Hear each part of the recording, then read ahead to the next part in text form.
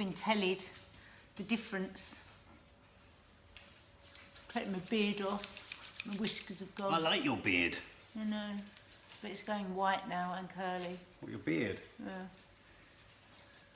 Do you think you might end up really hairy and toothless? That's my ideal woman. I'm going to be hairy in all the wrong places and toothless. I found you'll bring back the bush card. The badge. And the dog had been chewing I it. think I can hear a thunderstorm. Oh, that's music to any depressive's ears. I love rain. Is it depressing being a human? Are we all depressed? That's the question of the day. I personally think Nadia's depressed. I personally think that secretly Nadia suffers from... I'm not belittling this, by the way. I'm just trying to be a bit more cheerful. No, because I'm worried I'll just come on and I'm like, oh... Don't worry, don't think about how you come on. Oh my God, I feel so shit. So yesterday you had a really bad day. Really bad After day. the film yesterday, Yeah. when we turned off the camera, you were really upset. Yeah, Then you started to feel better.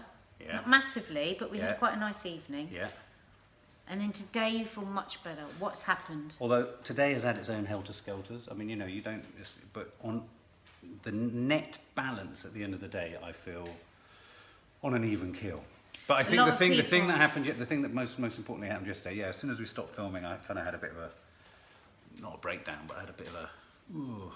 But that wasn't because of the filming, that would have happened anyway. But there's that thing where people say, if you just sit with the emotions, and I think the most difficult thing to do as a human being is to ever sit with a negative emotion. And I think that's totally why we drink and do all these How interesting things. that you should say that. Guess what? I just had a phone call with Kay, and on her radio show today, I think you can watch it on iPlayer between 11 and 12, they were discussing mental health. Oh.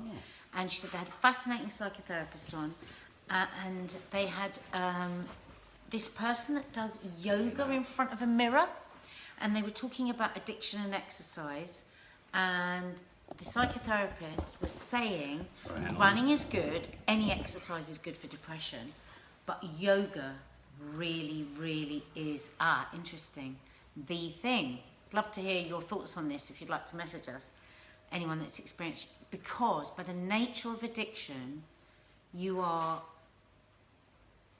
trying to, by running, you're almost trying to run away from what's going on. That's what we said, wasn't it? And That's I said to exactly what Kay, we that's so weird, Yeah. that's what Mark said. You try and run away, but then you're still left with you. Wait. And this yoga that they do that helps people with addiction, and she had somebody on the show, I think, that had been a heroin addict for 20 years. And it's all about doing yoga, wait for this, in front of a mirror. I said, right, well, immediately that's Mark out of it because he's so body dysmorphic if he looked in front of a mirror. But she said no, and she said that thing. The psychotherapist was saying, wait a minute, it's about sitting with what's going on. And I said, well, that's what they said in rehab, wasn't it? Not to try and escape, not to self-medicate, not to distract, but to try and sit with how you're feeling because it will pass. Yeah. And do you remember in rehab you said that one of the things that was really helpful was the meditation? Yes. And I think that's probably along the same lines. So we'd love to hear what people think about whether yoga's helped. I know a lot of people connected with the running that you were talking about the other day. Yeah. But also yoga. I mean, what have people... Has anyone done this yoga in front of a mirror? It sounds hideous to me. But. Yoga. I remember, a really important part of rehab for me was the exercise that we did. And I remember vividly a lovely lady called Bendy Wendy. And she was our yoga teacher, and she taught us boxercise. And what else did we do? And we did meditation. But you know what? It's so hard, isn't it, when you're a natural kind of addict to just sit still?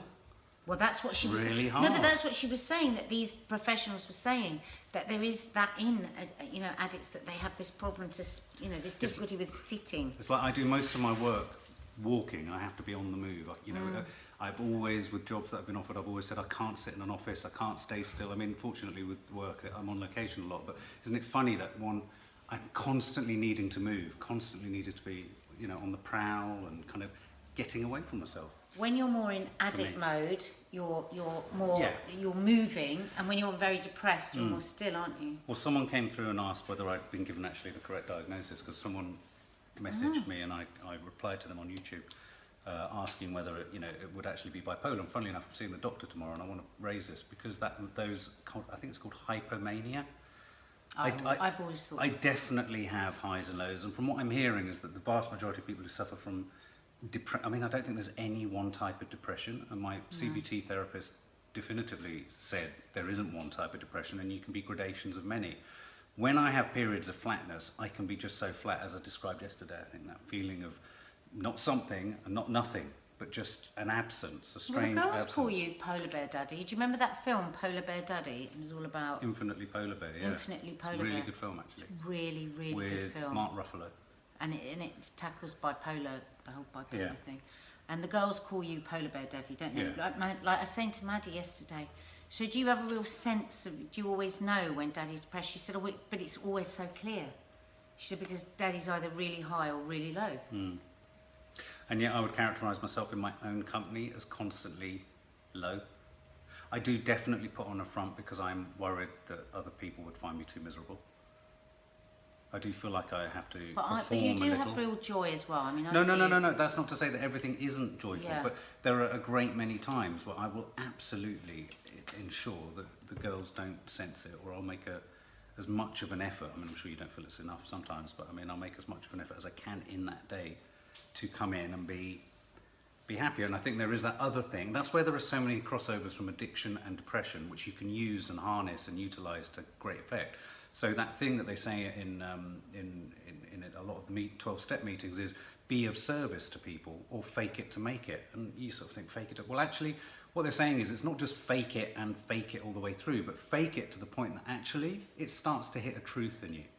You know, it's like if you, as an actress, if you play a part, you're striving to find the truth in the part as it relates to you.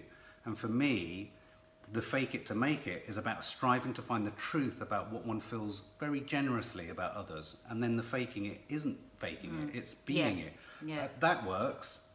That works. I mean, there are many occasions socially, especially, where you think, I literally haven't got the energy to go through this. And you think, I'll do this for Nadia, or I'll do this for the girls, or if you know. And sometimes, actually, you're very sweet because you try and kind of give me choices. And actually, the number of choices I'm given give me a greater number of escape routes. Well, we are going to be doing a live on Wednesday with our dear friend Kay will be here. It frightens the hell out of me. Does it? Yeah, it really does. Why? Well, because you sort of, the burden of responsibility, because you don't want to say anything that is misinterpreted by anyone, you know, in terms of, we're not giving advice. I want to just share how I feel, and perhaps... And we might say things wrong, but this isn't a place for judgment. But equally... Nobody's judging anyone. Yeah, and equally, I suppose, I do... God, all the bloody isms, aren't there? You know, with a bit of anxiety in there too. Of course, one's like, you're used to sitting... I'm used to being on the other side of the camera. I'm not used to sitting there kind of emoting. So, it's a little bit nerve-wracking. I think there's have we got a website? But if the sun gets hold of it, 12 years sober. Not 10. Not 10. Those 24 vital. months were just as painful as the ones before. Yeah. But yeah, so we're going to be doing a live on Wednesday. Do you remember what time we're doing it? No. I think I'm out Wednesday. You're not out Wednesday. And on our Facebook page, I think there's a website where you can put your questions forward. If you feel like you don't want to be, if you want to be anonymous, just put your questions there. As we say, we can't give any advice. We are not in any way professionals. All we can do is share our experiences. So I hope lots of you join us. Is that tomorrow night? What day is it? It's the day after. Good God. What am I good like? yeah. Sorry. We'll Sorry, just bugger guys. off now. Thank you.